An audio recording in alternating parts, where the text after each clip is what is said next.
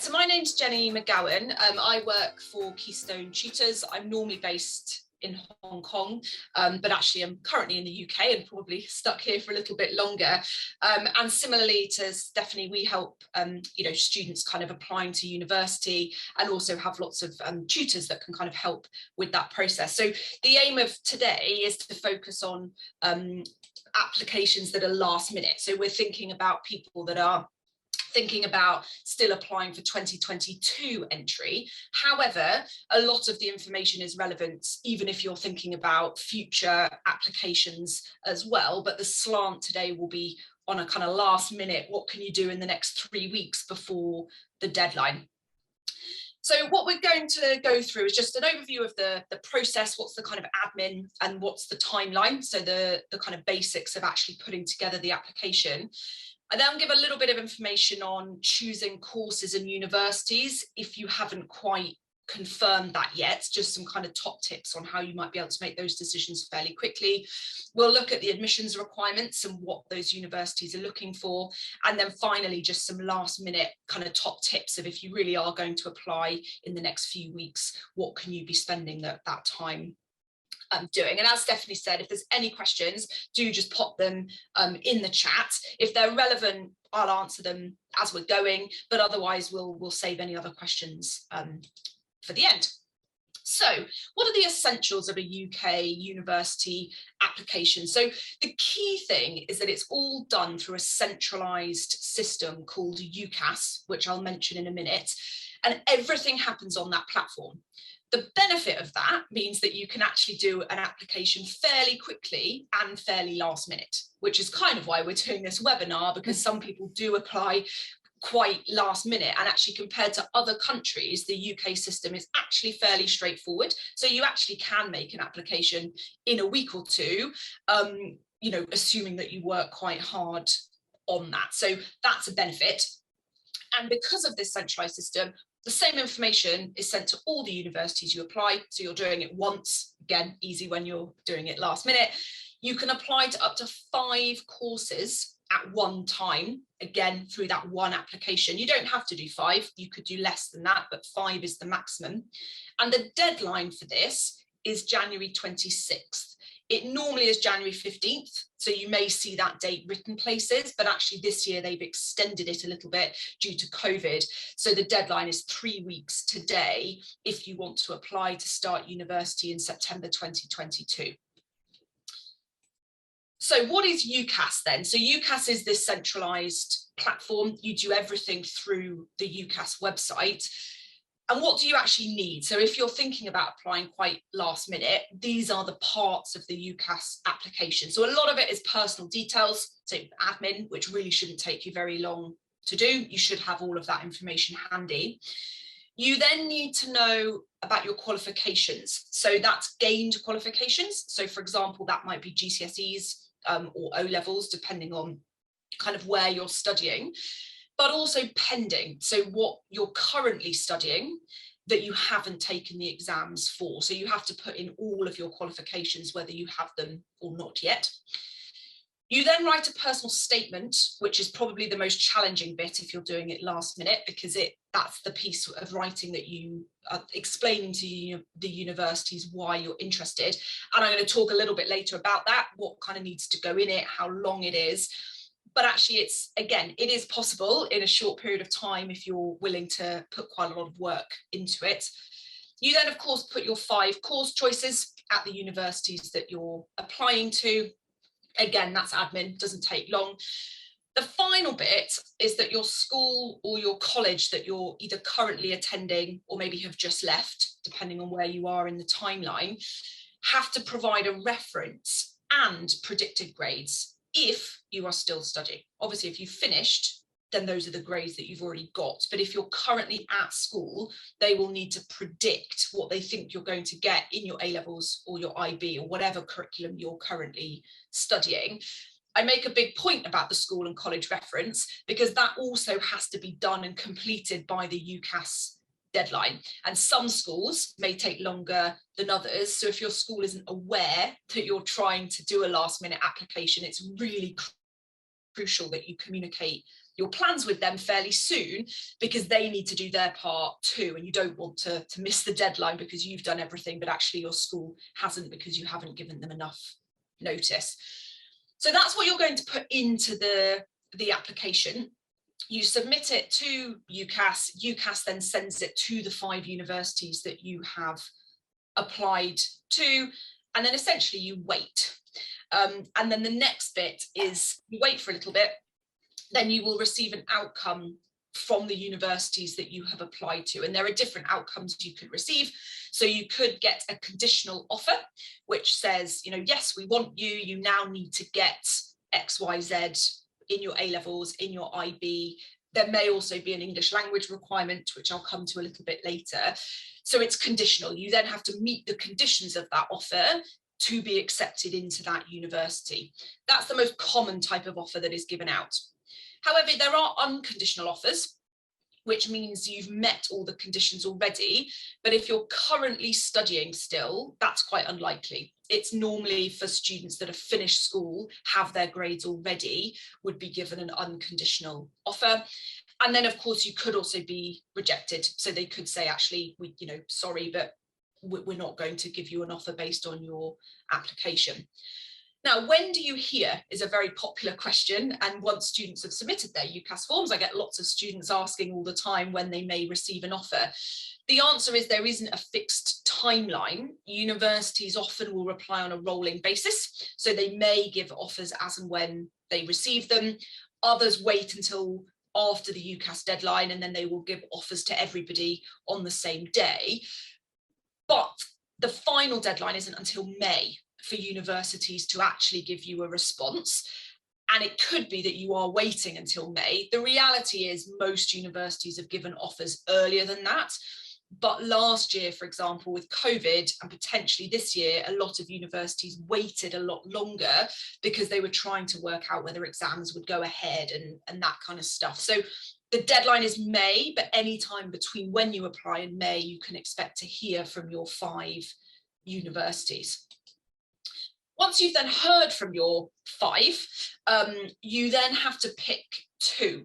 So you have to pick a firm choice, which would be if you met the conditions of that offer, you will go there, and an insurance choice, which is there so that if you don't meet the conditions of your firm offer, you would then ideally go to your insurance. So normally your firm offer would have higher grade requirements than your insurance choice, so that if you don't quite get the grades you're looking for, hopefully you have a backup there.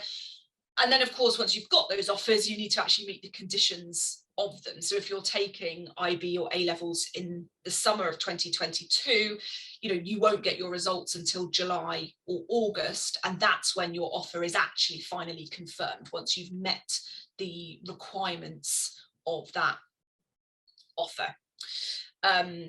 So actually, I'm just skip to this one. So just a quick point on some other timeline options, because again, both Stephanie and I are often asked about, deferring, what happens if we don't meet the grades and so on. So I just wanted to give a little bit of information about some other timeline options if you don't want to start university necessarily in September 2022. So when you're applying through UCAS, there is an option to defer. So what that means is you would be applying now, but you would be applying to start in September 2023. So you're deferring by 1 year. And when universities are considering your offer, they are giving you that based on September 2023 and not September 2022. You have to do that though when you apply. Potentially, if you get an offer for September 2022 and you then decide to defer, you can ask the university, but they are not obliged to give you that. They may say, no, sorry, you need to reapply. So if you are very seriously thinking about starting in 2023, you need to select that when you put in your UCAS application.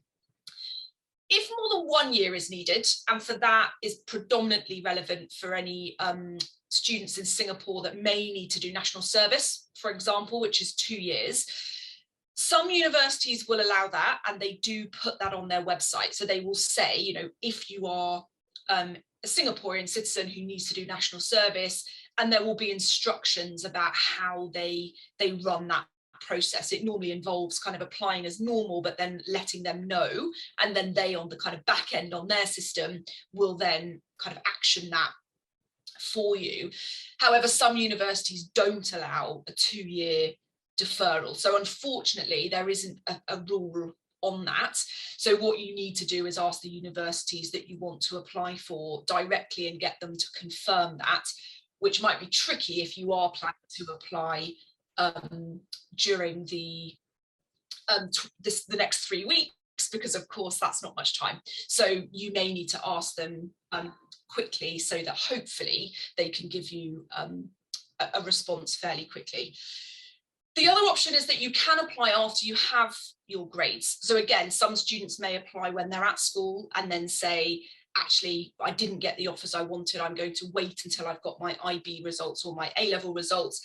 And for example, if you're taking IB in Singapore, you may have just got your results kind of a couple of days ago, and you may now be thinking, actually, I am going to put in an application, and you already have your grades, and you can absolutely do that.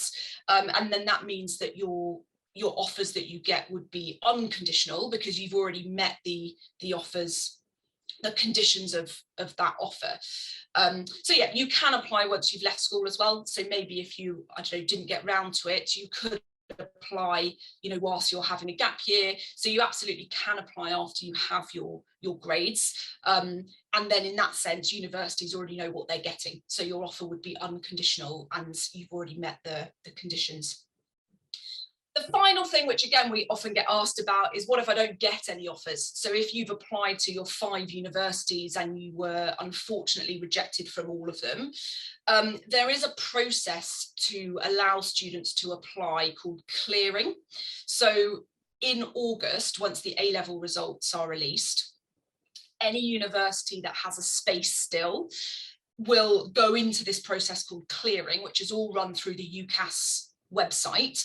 And you can then pick out courses that still have spaces and apply to them directly. So there is an option if you don't get any offers or you don't meet the conditions of your offer. So you may not get the A-level or IB scores that universities have required, and therefore clearing is that option. But of course, that's all quite last minute, because you're applying for places when actually you're going to start university in the next 2 or 3 weeks. So it can be quite stressful if you're in that position. But if you're willing to be flexible, you potentially could pick up you know, some good offers from universities even in as late as August.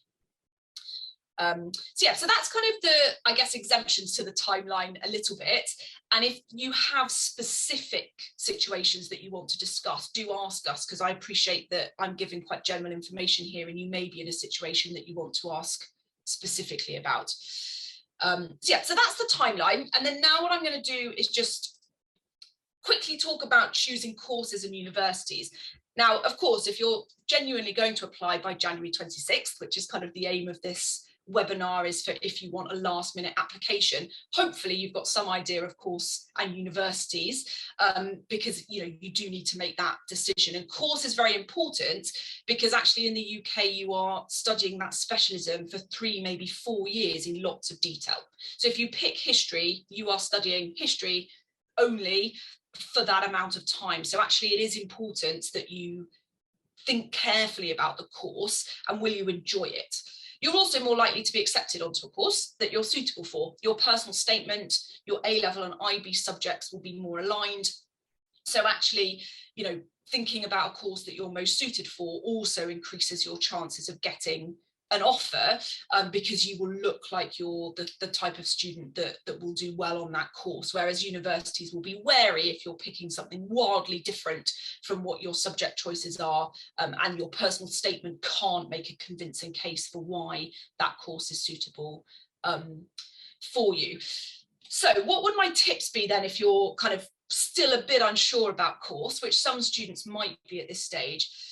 So what are you studying at the moment? What does that tell you? You know, do you enjoy some of your A-level or IB subjects more than others? And I think that's important because you are going to spend, as I say, a lot of time studying that subject at university. So think about what subjects you enjoy at the moment and that you're good at, as that may give you a fairly good indication. Of course, career is also potentially important. There are some degrees that link very closely to a career path. Now, medicine and dentistry and things like that are the obvious examples. Now, if you are applying for 2022 as a last minute application, obviously you've missed those deadlines for medicine and dentistry because they were before. But if you're thinking about a future application, you know, degrees that are vocational may link to careers. So it is worth thinking about those. That said, there are lots of careers now that don't really have prerequisites for degrees, and actually a degree from a good university, regardless of subject, is often, you know, valid. So the career path thing is less relevant if you're not going for something that's vocational. Then are you interested in what you're studying beyond school? You know, if you're thinking, for example, about economics, you may be doing economics A-level or IB, but do you read The Economist? Do you actually have an interest outside of what you're studying at school? Because studying at university is quite different to school. The topics are going to be much broader. There's a lot more independent study. So if you're naturally not leaning to that subject outside of school, you know, it may be that actually you don't enjoy it as much. So think about what your academic interests are outside of school, and do they tell you a huge amount? Then subject groups, I think, would be my final just point on course quickly, if you're kind of struggling to work out what to do. And these are the kind of key things that we recommend thinking about. So think about whether you want to do an existing or new subject. And by that, I mean, do you want to study like maths or English literature that you've already studied at school? You know really what that involves. It's just going to be at a higher level in greater depth, or a new subject. So that could be something like law that you probably haven't studied at school. So think about whether you want to know exactly what you'll be doing, if you like, or whether you actually want to take on a new challenge and learn about something completely different. There are also different... Jenny, I mean, I would just add that there are some university courses that you have to have done the A or IB HL in before you are allowed to apply for them. For example, economics does require maths, and in some cases like further maths. Yeah, exactly. And actually I've got some really kind of clear examples of that coming up. So yeah, you're absolutely right. It does of course matter what your subjects are and whether there are prerequisites. Yeah, absolutely. So I've kind of, yeah, just with subject groups here, just kind of given a bit of information of things to think about really. So, you know, do you want to do combined courses that might be history and economics? For example, if your, you know, interests are within both. How much contact time do you have? Science subjects, for example, typically have a lot more contact time at university. You're in labs a lot more, you know, and assessments. Are you better at exams or coursework? There are differences between the courses that you might want to give a little bit of thought to, just to make sure you're picking something that is the most kind of suitable for you. So that's course. And I started with course because I do think it's important, given that that is what you're going to be studying in detail. But of course, the university itself is important. And, you know, Stephanie and I have had this conversation before where students actually just want to go to a certain university and the course is less important to them, simply because of maybe the branding or the reputation of the university in the country that they live in may carry them further. For example, you know, what course should always be considered carefully in terms of whether you will enjoy it and whether you'll get in. But equally, you know, if the university is important to you, you may be able to find a course with slightly lower entrance requirements, for example. But you do need to make sure that it is still suited for you, because as I said before, you may be less likely to be accepted if you pick something that the universities don't really understand your application for. So universities then, how do we think about this? So the first thing with universities, as Stephanie just mentioned, is that the admissions requirements are almost entirely academic for UK universities, which is different from the US, for example. UK universities very clearly state the academic grades that they require, and I'm going to give you some examples of those in a moment. So you need to look at those first. There really is no point applying to somewhere like LSE if your A-level or your IB either predicted grades or the grades you've already achieved are not anywhere near what they're asking for. Those competitive universities will probably just reject you, unfortunately. So do check the academic requirements first.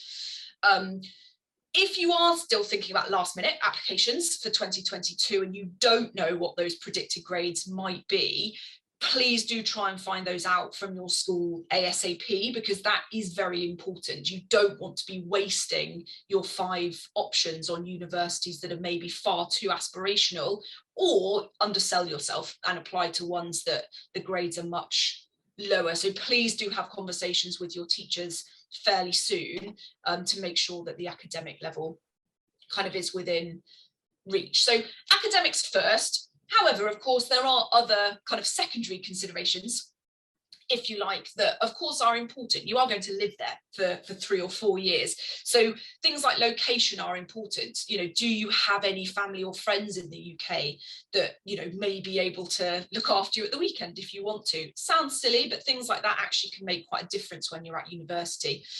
There's also how close you are to an airport. Again, Stephanie being in Singapore, me being in Hong Kong, we realised that actually the airport is very close to the city. It doesn't take much time to get anywhere. The UK is not like that. You know, you could be a 6-hour drive from an airport that's going to fly you home. May not seem that relevant, but I think it can be. Actually, it adds quite a lot of time. So just thinking about location generally.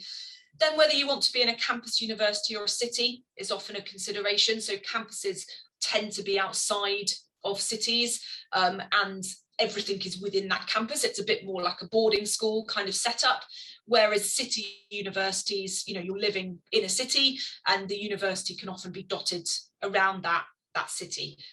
Both have their pros and cons, and often it's a kind of personal choice really as to what might suit you. I mentioned international student numbers just because I do think, you know, as an international student, making sure that the university has good numbers of international students, I actually think is quite important.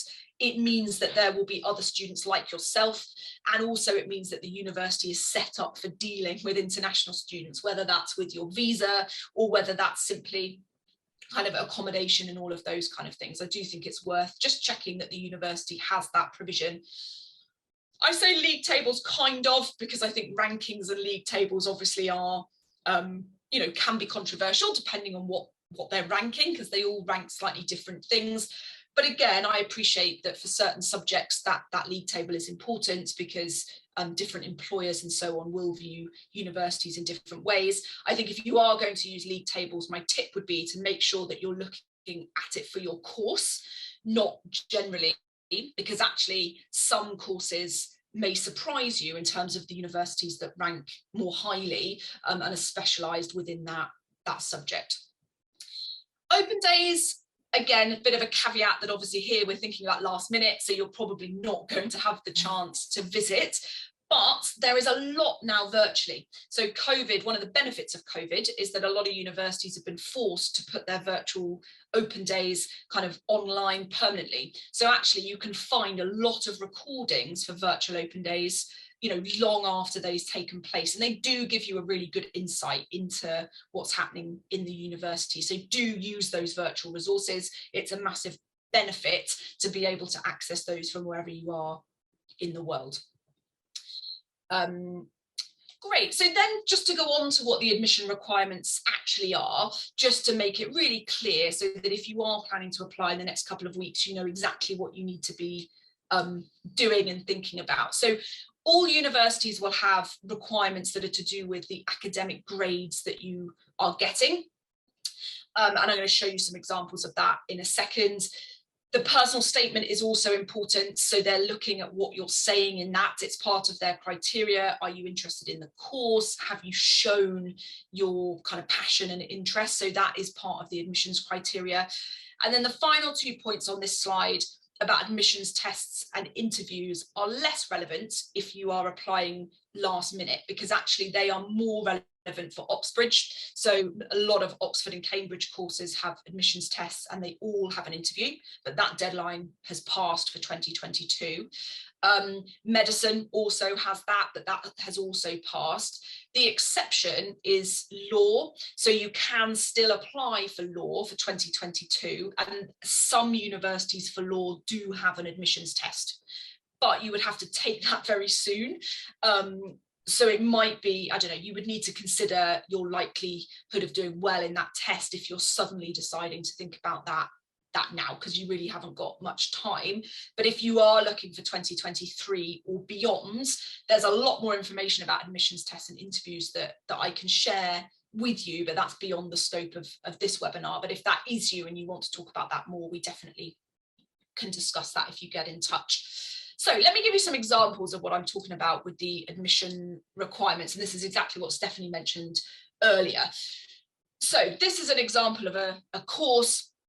I think it's engineering actually, and you'll see here that these are the types of academic requirements that UK universities use. So they will give grades. So this one is asking for A star, A and A levels. Advanced hires are the Scottish equivalent, which probably none of you are taking.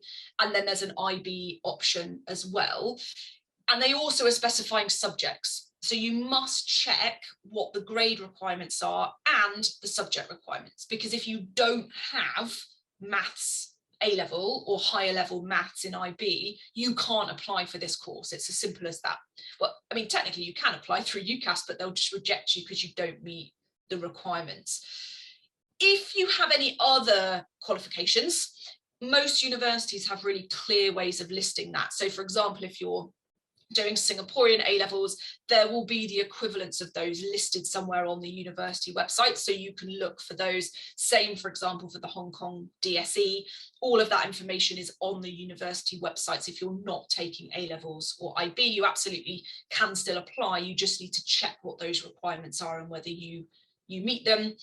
And then just another example, because I just think this is quite interesting. So this is actually a university that gives you kind of more information also about your kind of subject choices and what they're looking for. So this course doesn't have prerequisite subjects. So it kind of says A-levels, AAA, 38 in the IB. It does not specify that you have to study certain subjects. However, they then give these bullet points, which basically says that there isn't an ideal subject combination, but they do give examples. In these cases, it's not a prerequisite. So you could apply, but you've got to ask yourself, am I going to compete with students that do offer the suggested subjects that they're asking for, especially for the very top universities? This example is actually from LSE, and if you're not going to be competitive, because you're not kind of matching what their ideal scenario is, again, you might want to think about that, because you may be outcompeted, not always, but you might be. So even when there's not prerequisites, it is important to look at their more general advice and what they are looking for. But often the universities are very clear on this. So you just need to Google almost the name of the university, the name of the course, and you will very quickly get an admissions requirement page which tells you all of this. So it should be clear, and you do need to check this as the first kind of point really before choosing courses and universities. So then moving on to the personal statement, which I mentioned earlier. So the personal statement is important because most of the UCAS form is admin. It's grades, it's personal information. Actually, the personal statement is the only opportunity that you as a student have to show your kind of personal interest in the course, what you can offer.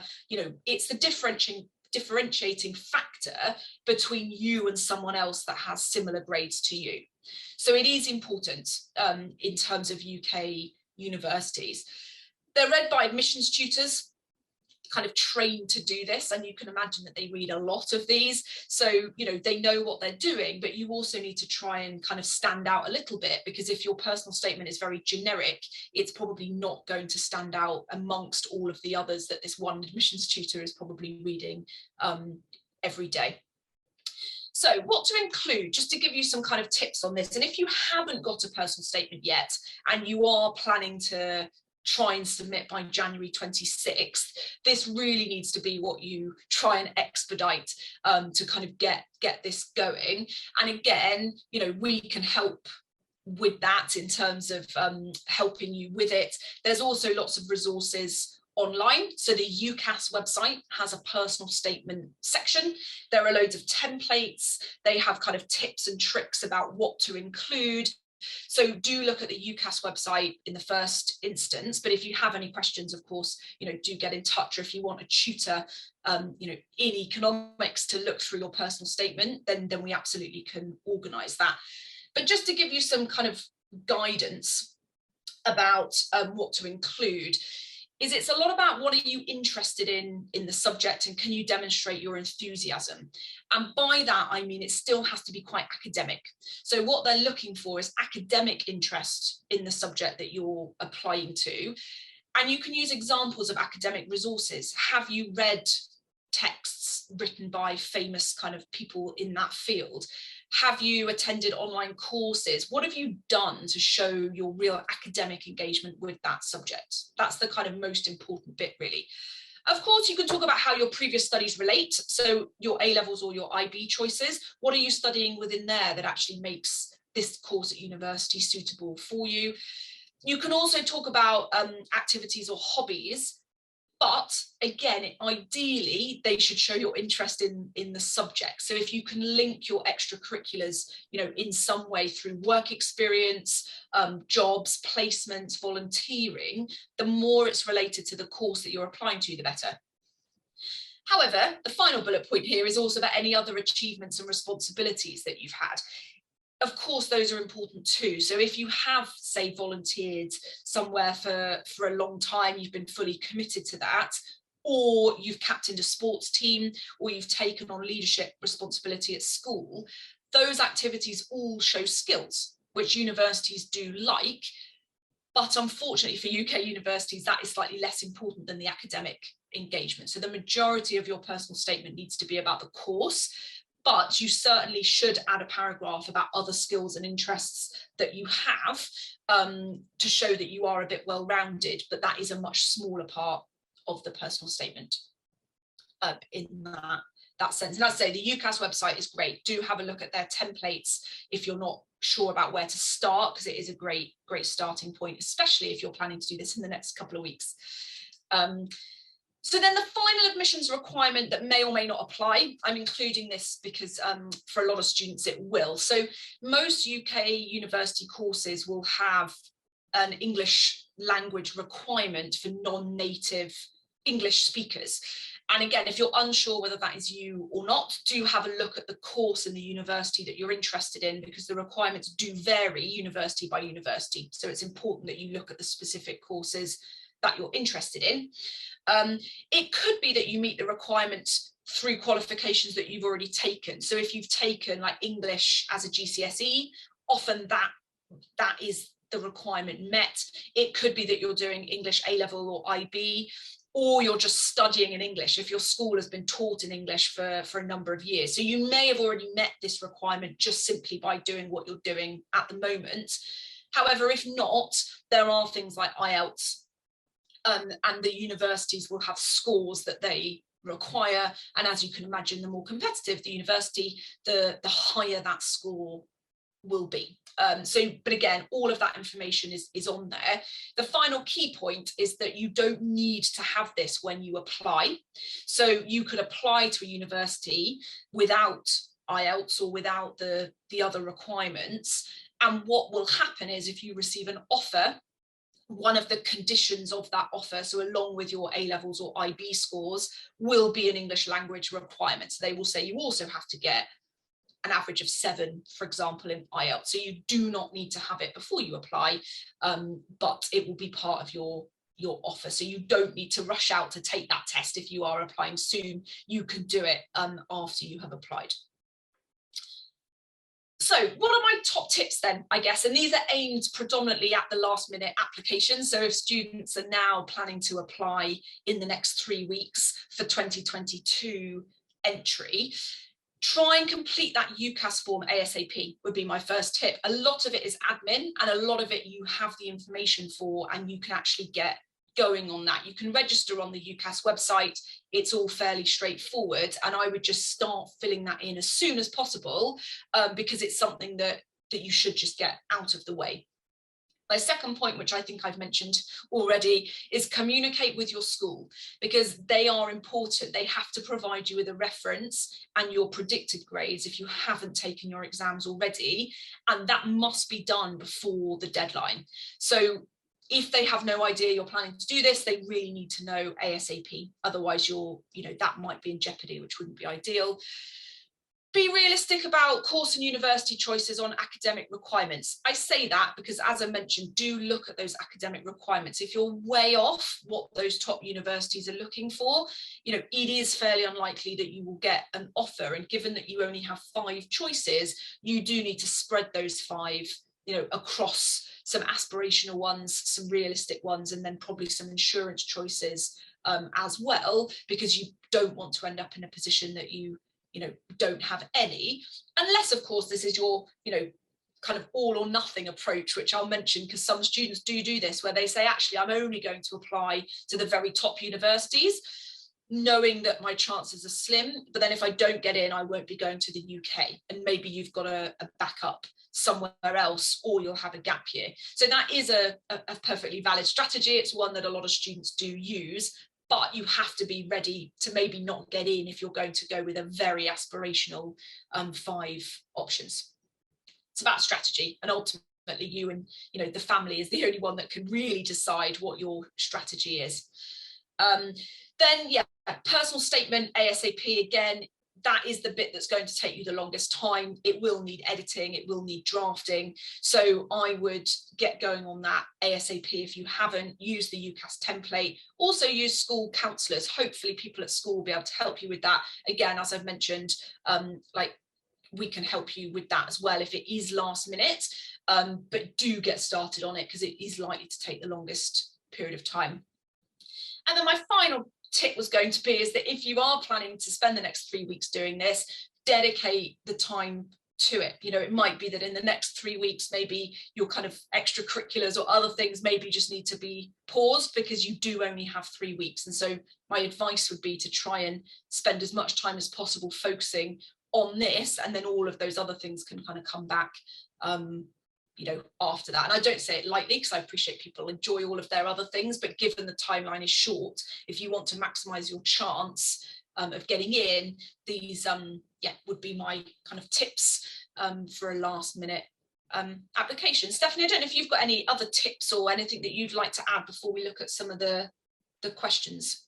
Not really. I mean, only to say that yes, it isn't too late to apply, but if you do decide to do it, you have to you have to go 120% now and put in the time, because I think, like Jenny said, the personal statement does take a lot of time, and it's going to require more drafts than you think. You know, people sometimes think that it's just like once or twice, edit here and there, and it's fine. But to get a really good one, to give yourself a really good chance, it does need quite a lot of like polishing.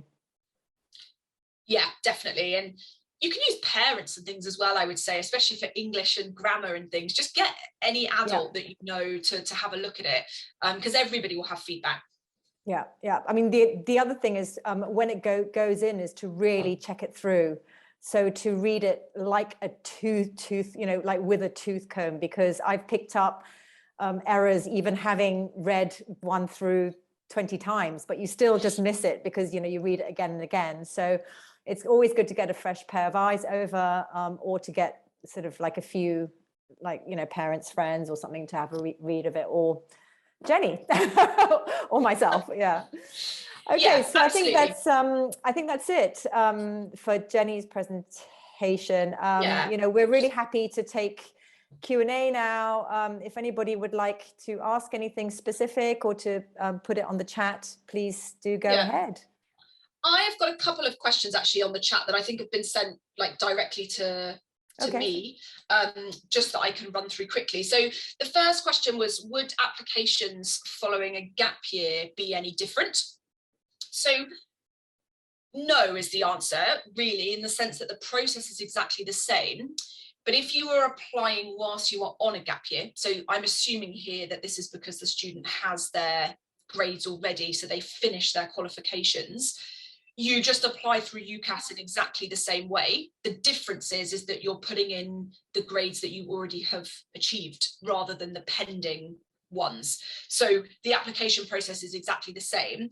You will also, though, still need the reference part from your school. So if you've left school and you're considering an application on a gap year, it is important that you're staying in touch with the school, because they will need to support that application. Sometimes students forget about that. I had a student recently ask me about this, and he wasn't at school anymore, and then he realized that he hadn't told his school he was doing this, and it's all been a bit of a panic to get the school to work with him on it. So you absolutely can, but you do still need the school involved. I guess the only other final option would be, which is sometimes the case, is that maybe students are resitting. So some students have a gap year, but actually maybe are redoing an A-level or something that they wanted to improve. And if that's the case, then you end up with a blend of qualifications in your UCAS. So you would put in the ones that you have achieved already, so the ones you're not resitting, but then you would also have some that are pending, which are the ones that you are resitting, which you absolutely can do. The caveat there, though, is that top universities don't really like resits. You know, some of them actually don't even allow it, and they will say that, you know, we really don't like applications of students that have resit exams. So again, do check what their policy is on resits, because it may be that it affects your application. But if you've got your grades and you're finished, there is no difference. You just apply through UCAS as normal, and you just would get unconditional offers based on the grades that you have already achieved. Yeah, and I think the other thing just to bear in mind about keeping in touch with the school is that you usually have to supply a couple of teacher references, and keeping in touch with them or having them write it before you leave school, or to have them in hand before you leave school could be an idea, because after you've left, they may leave as well, or they may forget who you are as the next class comes through. So it's always actually best to get those nailed down before you leave school.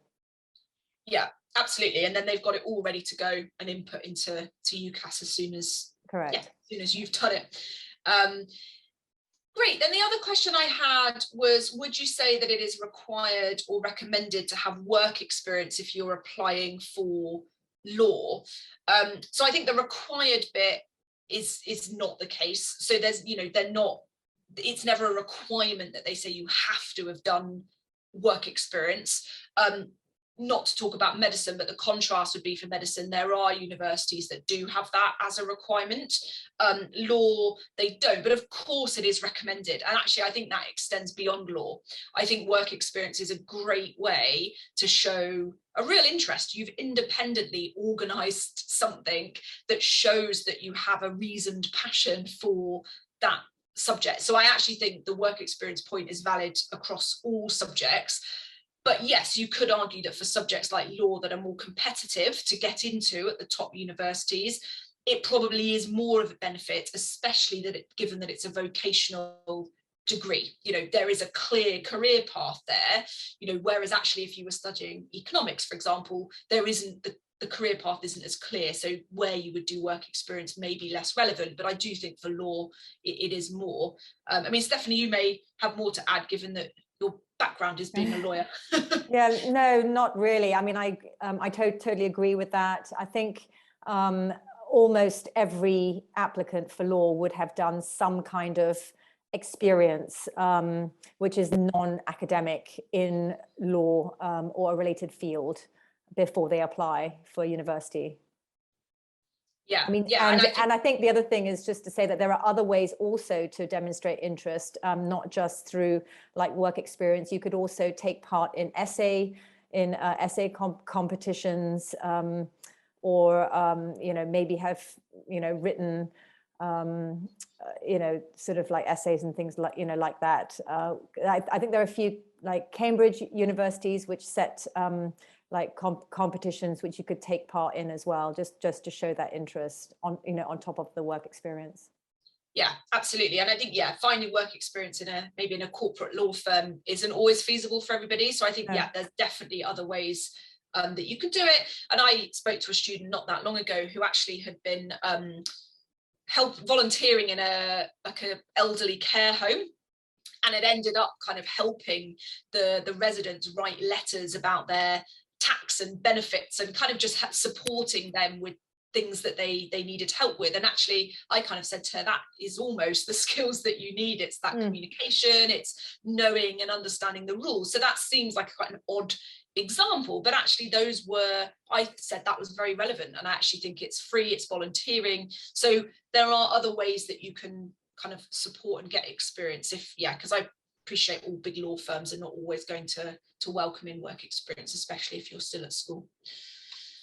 Great, those were all the questions I had. So I don't know if anyone else has any. Otherwise, I think we're probably good to wrap up by just saying our contact information is on this slide in front of you. So if you have any specific questions about anything that I've said, or maybe your situation is fairly niche and actually, you know, my general points haven't covered what your situation is, then please do get in touch, because we'll be able to help with the specifics of whatever your situation is. Okay, great. Well, thank you very much, everyone, for your time today, if you're in the UK, or tonight, if you're in Singapore. And yes, as Jenny said, feel free to contact either of us. Thank you, Jenny, for running through all the slides. We'll see you soon.